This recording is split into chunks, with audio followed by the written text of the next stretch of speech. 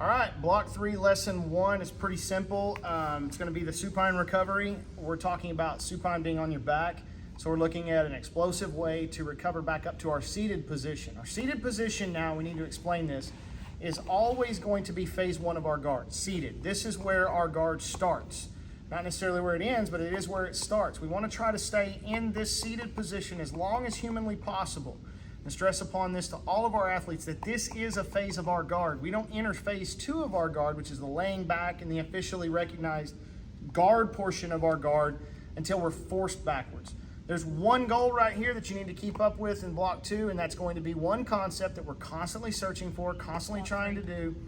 Block 3, that we're constantly searching for and constantly trying to do and complete is a wrestle up. The whole point of being in a seated guard position is to wrestle up on a single or some sort of a double or heel or ankle pick. Okay, so supine recovery is quite simple. We're going to start in the seated position, and this is a position where we may get rocked backwards, or we may end up having to turn backwards, okay, or lay backwards for some reason. Then maybe our opponent goes away from us. We want to be able to explode up in pursuit.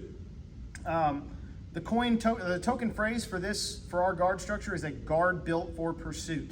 And that's exactly what the idea behind our guard is, whether it be phase 1 or phase 2. We are always trying to chase our opponent down. We want to be pursuing them at all times. So we have to be able to explode up quickly. So we're going to tell our opponents, or our partners and our kids, lay straight back. This doesn't need anybody. We need to learn how to kick up and tilt to one side. So when we kick up and tilt to one side, this is simply it. That's the side. Now, what side we address is very, very important. Depends on which side our opponent is on. If Oppo is standing up and she's traversing this direction and I'm laying supine, I need to come back up and I need to tilt to face her that direction, okay?